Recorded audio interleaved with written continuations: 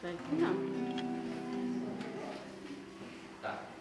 Então, nós damos início hoje ao nosso 5º encontro de formação nesse curso para formação de pregadores leigos católicos, tá? Então, falamos já sobre a postura do pregador, sobre a essência da igreja, una, santa, católica e apostólica. Falamos sobre sagrada tradição, sobre sagrada escritura, e hoje vamos falar do sagrado magistério da igreja, tá? Então, lembrando que toda a fé da igreja é baseada nesse tripé: sagrada escritura, sagrada tradição e sagrado magistério, que é o que nós vamos ver um pouquinho hoje. Como sempre eu falo, em meia hora não dá para aprofundar muito o assunto, né? Mas vamos tentar dar pelo menos uma base do que é o magistério da igreja, tá bom? Então vamos lá. Mateus 18, capítulo 18, versículo 18. Evangelho de São Mateus, capítulo 18, versículo 18. Jesus diz assim, ó: em verdade eu vos digo, tudo o que ligares na terra será ligado no céu, e tudo o que desligares na terra será desligado no céu. Então, o que é isso? Essa frase é o que dá à igreja o direito e a autoridade de formar seu magistério. Então, tudo que a igreja tem no seu magistério e que não está, por exemplo, escrito na Sagrada Escritura, mas a igreja tem como fé, baseado nessa frase do Senhor Jesus. Então, sempre que alguém perguntar para vocês, quando vocês estiverem pregando, mas onde está isso na Bíblia? Está lá em Mateus 18, 18. Tudo que ligares. Então, se a igreja proclamou um dogma, por exemplo, da Imaculada Conceição da Virgem Maria, então onde está isso na Bíblia? Está aqui, Mateus 18, 18. O que ligares no céu será ligado, o que ligares na terra será ligado no céu, tá? Então a igreja tem, dada pelo próprio Senhor Jesus, o poder e o direito de elaborar a sua doutrina inspirada pelo Espírito Santo, tá? No Evangelho de São Lucas, capítulo 10, versículo 26, está escrito assim, ó: quem vos ouve, a mim ouve. Jesus falando para os seus apóstolos: quem vos ouve, a mim ouve. Quem vos rejeita, a mim rejeita. E quem me rejeita, rejeita aquele que me enviou. O Senhor Jesus, ao falar isso aos seus apóstolos, que são aqueles que têm a autoridade de elaborar o magistério da igreja, Jesus está dizendo: olha, quem vos ouve, a mim ouve. Quem ouvir a igreja, ouve a Cristo, tá? Quem não ouvir, quem rejeitar o que a igreja ensina, rejeita a Cristo. Onde está isso? Evangelho de São Lucas, capítulo 10, versículo 26, tá? 16. É Lucas 10, 26. 16. 16? Só se eu marquei errado aqui. Então, Lucas 10, 16? Tá, então eu marquei errado aqui, desculpa. Lucas 10, 16. Conserte aí quem escreveu o que eu falei primeiro. Lucas 10, 16, tá? Vamos lá.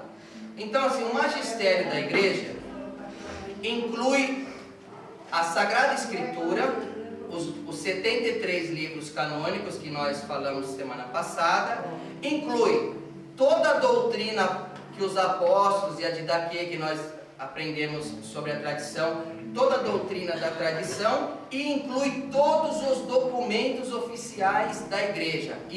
Essas três coisas formam o magistério da igreja, tá? Então, segunda carta a Timóteo, capítulo 1, versículo 6. Nós vamos falar um pouquinho, e aqui nós vamos ver algumas bases, nessa carta de São Paulo a Timóteo, sobre a imposição de mãos, tá? Isso também é parte do magistério da igreja. Então a igreja, sempre que vai ordenar um padre ou um bispo, sempre, ou um diácono, há a imposição de mãos de um bispo já ordenado. Então isso aconteceu de São Pedro até o Papa Francisco, sem interrupção, tá? Isso a igreja chama de sucessão apostólica, tá? Sem interrupção. Essa sucessão apostólica vem de São Pedro até o Papa Francisco, tá? Sempre com a imposição de mãos. Então, Pedro impôs a mão sobre o segundo Papa da igreja, que foi Lino, depois o Papa Lino sobre o Papa Cleto, e assim foi indo até chegar, logo eu vou falar todos os papas aqui rapidinho, mas sempre teve que ter a imposição das mãos. Por isso que ninguém pode se autodenominar bispo, como nós vemos nas igrejas protestantes, por exemplo. Ah, sou bispo, sou apóstolo, sou pastor. De fato é magistério da igreja, o que de fato é ensinamento apostólico e o que não é, o que é invenção dos homens. Eles recorriam aos 12 apóstolos enquanto eles eram vivos ali. Então eles recorriam à doutrina dos apóstolos. Eles iam até Jerusalém, onde moravam no começo Pedro e Paulo, depois foram para Roma, para saber dos anciões mais antigos se aquilo que eles estavam ensinando de fato era o que Jesus ensinou. Se os apóstolos dissessem, não, isso não é, eles tiravam da doutrina. Ah, isso é, ficava. Até hoje é assim. Então, quando surgem muitos murmúrios, muitas falsas doutrinas, muitas coisas dentro da igreja, porque sempre surgiram e surgem e sempre surgirão essas coisas, essas doutrinas, o que acontece? Para ter certeza, será que isso é magistério da igreja? Consulta os documentos da igreja. Durante todo o tempo, a igreja, durante esses 21 séculos de cristianismo, a igreja manteve a doutrina através dos concílios. Então foram 21 concílios que a igreja até hoje já promoveu, tá? Para que serve um concílio? E quem participa de um concílio? Isso é importante a gente saber. Um concílio, geralmente ele é convocado pelo Papa. O Papa convida os bispos e cardeais do mundo todo, né, de todas as regiões, tanto das igrejas orientais quanto ocidentais, para definir questões dogmáticas, morais ou pastorais. Tá? Então, se chama todos os bispos. Por exemplo, apareceu uma questão que está gerando dúvidas dentro da igreja. Está gerando problema. Por exemplo, hoje em dia, a ordenação sacerdotal de mulheres, né? Que se diz muito hoje em dia. Então, se isso ficasse muito grande, se isso crescesse, um movimento no mundo todo para que isso acontecesse, e tudo isso, o que aconteceria? Provavelmente o Papa convocaria um outro concílio com todos os bispos, com todos os cardeais, para reafirmar a postura da igreja dogmática a esse respeito, né? Para dizer que não se ordena mulheres sacerdotes na igreja, porque não é função da igreja. As mulheres na igreja são freiras, como não se pode fazer um homem virar uma freira na igreja. Não pode. Cada um tem a sua função dentro da igreja. Nunca a igreja vai aceitar a profissão de um homem como freira e nunca vai ordenar uma mulher como padre. Simples assim, né? Mas caso isso cresça, esse movimento pode, eu só dei um exemplo, pode ser convocado. Então, durante toda a história desses 21 séculos da igreja, houve algumas questões. No começo, por exemplo, diziam que Jesus não era Deus, então teve que fazer um concílio para reafirmar: Jesus é Deus, é Filho de Deus, essência de Deus, um só com o Pai e com o Espírito, né? E os concílios foram formulando a nossa fé. Então são 21 concílios, tá? Deixa eu ver. Uma coisa que eu esqueci. Vou falar o que formam o magistério da igreja. Escreve aí. A Sagrada Escritura com seus 73 livros canônicos. O Credo Niceno-Constantinopolitano. Sabe aquela profissão de fé que de vez em quando se faz na missa de domingo? Creio em um só Deus, Pai Todo-Poderoso. Você sabe aquela que é um pouquinho diferente? Então, aquilo lá também é magistério da igreja. Ali está todos os dogmas que a igreja crê. O credo apostólico, que é aquele que nós rezamos todas as vezes. Aqui na celebração mesmo, sempre depois da pregação, do ensino, a gente reza, que é o creio em Deus Pai Todo-Poderoso, aquele que tradicionalmente se reza. Esse credo é mais antigo do que o credo niceno-constantinopolitano. Esse é o credo apostólico, bem resumido, é o que os apóstolos ensinavam já diretamente. O credo apostólico é parte do magistério da igreja. Os 21 concílios da igreja são parte do magistério da igreja, com todos os documentos que esse concílio confirmaram, né? A sucessão apostólica legítima, ou seja, os 267 papas que a igreja já teve, de São Pedro ao Papa Francisco são 267 papas, tá? Sem interrupção. De São Pedro ao Papa Francisco, 267 papas. Os documentos e pronunciamentos ex cátedra do Papa. Por exemplo, o Papa Francisco faz um decreto, um pronunciamento ex cátedra, pronunciando uma doutrina. Ele pega e fala uma doutrina. Isso é magistério da igreja. Agora, por exemplo, vai sair o documento pós-sinodal do Sínodo da Amazônia, não vai? Então, esse trabalho do Sínodo, ou seja, o documento chamado Instrumentus Laborium, que é o documento que foi para estudo no Vaticano, não tem nenhum valor de magistério da igreja. É só um documento de propostas e estudos. Agora, o documento que vai sair provavelmente em dezembro, que o Papa Francisco, em cima desses estudos, fará e vai assinar, ele vai revisar e vai assinar, vai chamar documento pós-sinodal. Isso é magistério da igreja, que é proclamado por um Papa. Isso é fé da igreja. Claro que não é questão dogmática, é questão de trabalho pastoral, mas é magistério da igreja, tá? A Sagrada Tradição também da parte do magistério da igreja. O Catecismo da igreja, toda a fé católica está no Catecismo da igreja, tá? Então quem se guia pelo Catecismo não erra. Por isso que é importante todo pregador ter o Catecismo da igreja. Ter e ler, não só ter, né? Ter e ler. O Código de Direito Canônico é parte também do magistério. A Didaqué, que é aquela que eu falei, que seria o primeiro, entre aspas, não é bem um catecismo, mas é a primeira doutrina formulada pelos 12 apóstolos. E os documentos que saem dos dicastérios da igreja, assinados pelo Papa. O que são dicastérios da igreja? São departamentos que tem dentro do Vaticano. Então tem o que vão cuidar da doutrina e da fé, por exemplo. Então lá saem os documentos em relação à liturgia, à fé. Então saiu, o Papa assinou, é magistério da igreja. Saiu, o Papa não assinou, são propostas. Não é magistério, tá?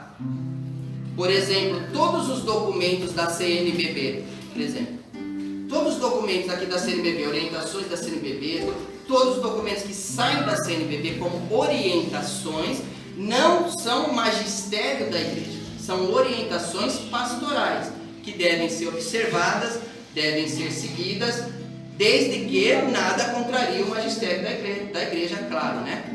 Tá? Mas são documentos e são organizações pastorais, tá? Vamos lá. Eu já disse que são, de São Pedro ao Papa Francisco, são 267 papas. Eu vou dizer os 10 primeiros e os 10 últimos, tá? Não vou falar todos, senão não dá tempo, né? Mas os 10 primeiros. Então, São Pedro, do ano 42 a 67. Depois, São Lino, de 67 a 76. Estou falando do ano, tá? São Cleto, terceiro Papa, do ano 77 ao ano 88, depois de Cristo, claro. São Clemente I, quarto Papa, do ano 89 ao ano 98. Isso depois vocês olham no vídeo para anotar, porque não dá tempo, tá? Só vou falar para ficar no vídeo. São Evaristo, ano 98 a 105. São Alexandre I, o sexto Papa, do ano 105 ao ano 115. São Sisto I, do ano 115 ao ano 125. São Telósforo, grego, do ano 125 ao ano 136. São Higino, com H, do ano 137 ao ano 140. E o décimo Papa, São Pio I, do ano 140 ao ano 155. Tá? Isso só para a gente ter uma ideia de que Pedro teve sequência, né? Até hoje, tá? Os 10 últimos, vamos lá. Pio X, do ano de 1903 a 1914. Papa Bento XV, do ano de 1914 a 1922. Papa Pio XI, do ano de 1922 a 1939. Papa Pio XII, de 1939 a 1958. Papa João XXIII, que conclamou o Concílio Vaticano II, né? Papa João XXIII, do ano 1958 a 1963. Papa Paulo VI, 1963 a 1978. Papa João Paulo I, no ano de 1978, ele ficou 33 dias só no papado e foi assassinado, tá? 1978, João Paulo I. Ainda em 1978 assume como Papa João Paulo II, até 2005. Depois Papa Bento XVI, de 2005 a 2013, quando ele renuncia o seu cargo de pontífice, fica como Papa Emérito. E o Papa Francisco, que assume em 2013 e está até hoje, tá? Então, eu disse que a igreja teve também 21 concílios. Vou dizer os 5 primeiros, tá? E os 5 últimos. Não precisa anotar, só estou falando para ficar gravado, vocês escutem em casa, tá? Então, o primeiro concílio da igreja, concílio ecumênico. Claro que teve um concílio de Jerusalém entre os apóstolos, mas não conta como concílio ecumênico. Ecumênico não é que vem outras religiões, quer dizer que abrange a igreja do Oriente e do Ocidente, tá? Então, o primeiro concílio, Nicéia I, no ano 314. Segundo concílio, Constantinopla I, ano 366. Terceiro concílio de Éfeso, ano 422. Quarto concílio de Calcedônia, 440 o ano. E o quinto concílio foi o de Constantinopla II, tá? No ano de 537. Depois vocês estudem isso bem no vídeo, que isso provavelmente cairá na prova, tá? Os 5 últimos concílios que a gente teve: Concílio de Basileia e Florença, em 1442. O Concílio de Latrão V, em 1517. Concílio de Trento, 1563. Concílio Vaticano I, 1870. E Concílio Vaticano II, que é o que está vigente até hoje, de 1965. Tá? Então, hoje nós estamos sobre as orientações do Concílio Vaticano II. O Concílio Vaticano II emitiu 16 documentos, isso é importante anotar, tá?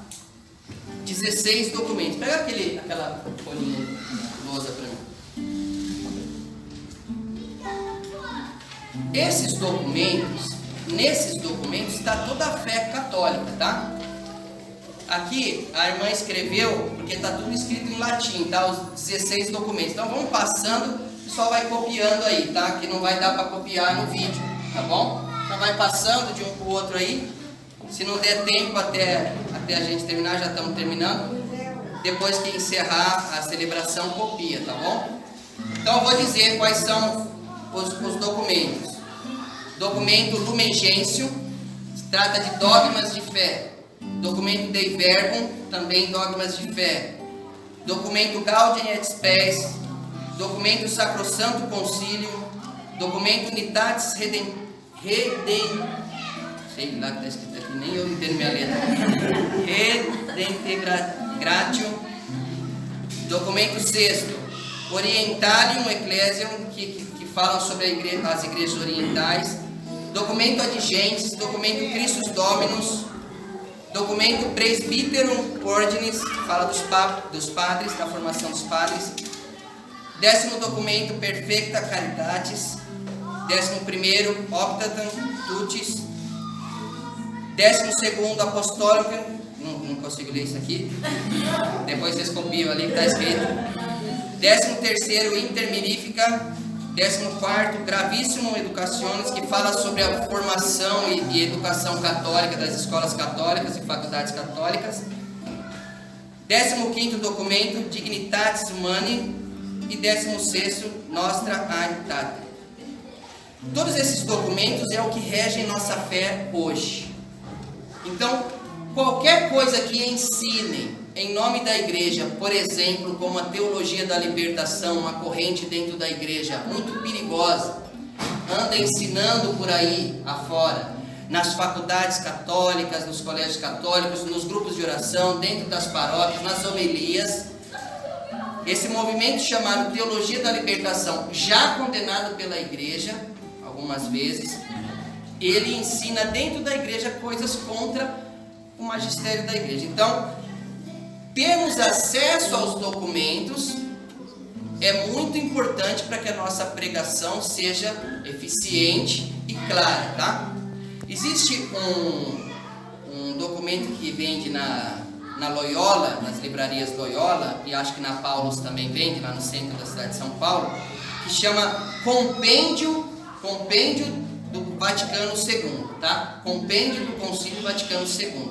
Lá estão todos esses 16 documentos, tá? É um livro dessa grossura, mais grosso que a Bíblia, tá? Mas é importante ler de vez em quando, tá bom? Ali está todas as declarações do Concílio Vaticano II, tá bom? Louvado seja nosso Senhor Jesus Cristo. Amém.